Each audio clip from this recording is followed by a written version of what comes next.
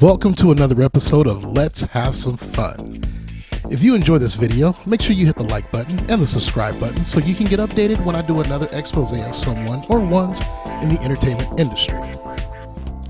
Houdini once rhymed, "Funk ain't nothing but a four-letter word that's often spelled but seldom heard."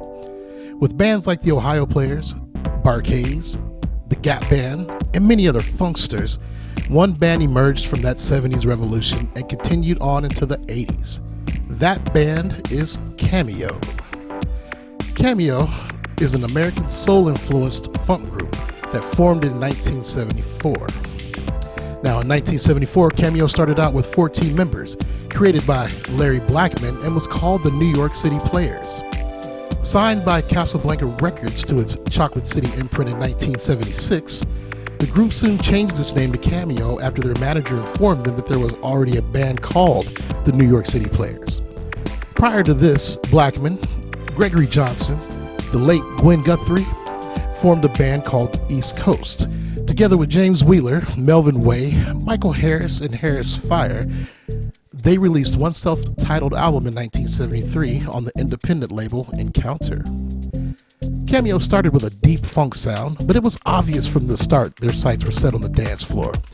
Their first album was Cardiac Arrest, which featured its single Rigor Mortis. Ugly Ego, We All Know Who We Are, and Secret Omen contained such dance floor songs such as I Just Want to Be and Find My Way, the latter of which was a major disco smash and was included on the Thank God It's Friday soundtrack. Find My Way was their cover of a 1972 3 Degrees and a 1969 Times tune. By the time Cameosis came out in 1980, it reached 25 on the Billboard 200 and was their greatest position yet. Cameo had gained considerable momentum in the charts through recent releases. Albums such as 1981's Knights of the Sound Table and 1982's Alligator Woman saw the band playing up their eclectic style. The latter album reached 23 compared to the former release's 44, which did not spawn a major single, whilst outperforming Cameosis for highest charting album in the Billboard Hot 100 at that point. However, the Alligator Woman single failed to reach the top 100 and only charted in the top R&B charts, reaching number 54. The band released She's Strange in 1984, which performed well and hit 26 on the Billboard 200.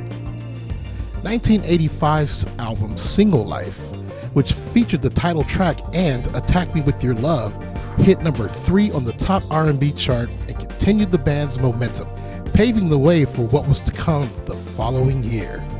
The single Word Up hit the radio airwaves in mid-1986 and reached number 6 on the Billboard Hot 100, thus becoming their highest charting single.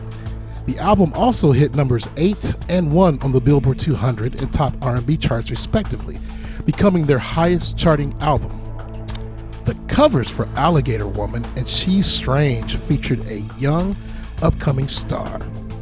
Let's have some fun.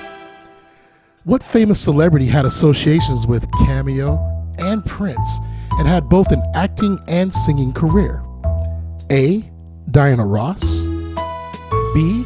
Sheena Easton, C. Denise Matthews, or D. Regina King? That answer is C. Denise Matthews, who we know as Vanity. She starred alongside Prince in Purple Rain and was featured in the film The Last Dragon. She also had hits with her group Vanity 6. Thanks for playing. Let's move on. This thing, what exactly is it? The story goes like this. Cameo frontman Larry Blackman was a guest on the Cats Report radio show on KUNV 91.5 FM. He was asked the obvious, why the red codpiece? Blackman's answer?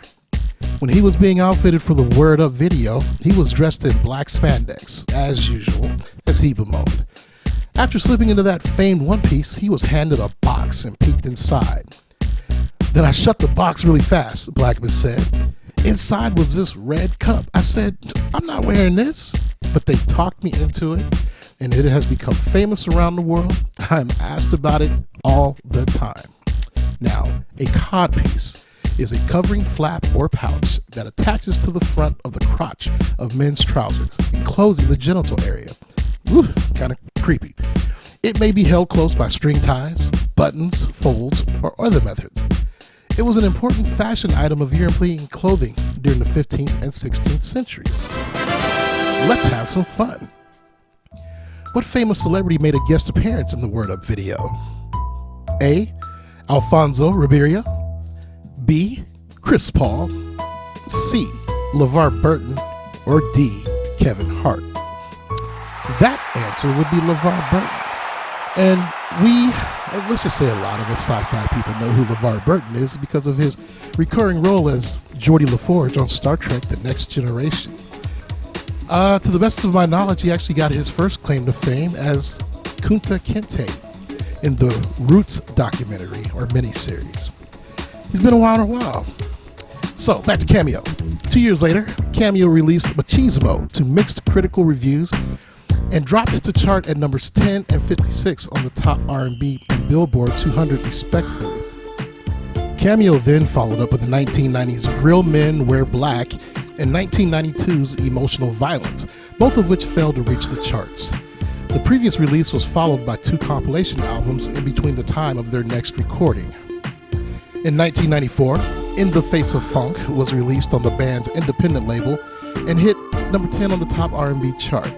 This album was then followed by a 6-year unofficial hiatus with several compilation releases, until the next album, Sexy Sweet Thing, in 2000. The album hit number 64 on the top R&B chart and is their most recent charting release. Cameo has had their music introduced to newer audiences by artists like Will Smith and rapper Tupac, who used the music theme from the song Candy on their hits Candy and All About You. In 2001, the band was featured in Mariah Carey's single Loverboy, which also was based on the band's single Candy. The song hit number 2 on the Billboard Hot 100 and was co-written by Blackman. In March 2016, Cameo began a year-long Las Vegas residency show at the Westgate Las Vegas Resort and Casino.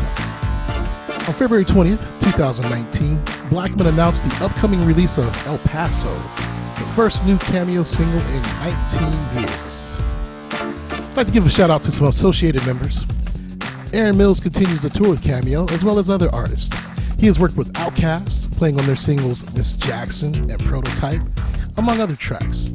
Ex-Cameo vocalist John Kellogg became an entertainment lawyer, representing such artists as the OJs, the late Gerald Levert, and LSG. And for those of you who don't know who LSG is, that would be Gerald Levert, Keith Sweat, and Johnny Gill. He also pursued a career in music industry, higher education, becoming assistant chair of the music business management department at Berklee College of Music in Boston, Massachusetts. Gregory B. Johnson has released 2 CDs on his own label, Allspice Record Co. in 2007 and New Hip, which is a smooth jazz CD, and in 2012, Funk Just for a Little Time, an urban funk CD. They've had an illustrious career, which started out back in 1974, and today you'll see that Cameo, if you play songs like Word Up, Single Life, Back and Forth, Attack Me With Your Love, you are going to find a dance floor packed. And they will forever be etched in the American music landscape as one of the best funk bands to ever record and perform. That's Cameo. Thank you again for checking out my video. If you liked the video, please go hit that like button and please subscribe so that you can be one of the first people notified when we release another video based on one of your favorite artists. Again, let's have some fun and peace to everyone out there in video land. Thank you.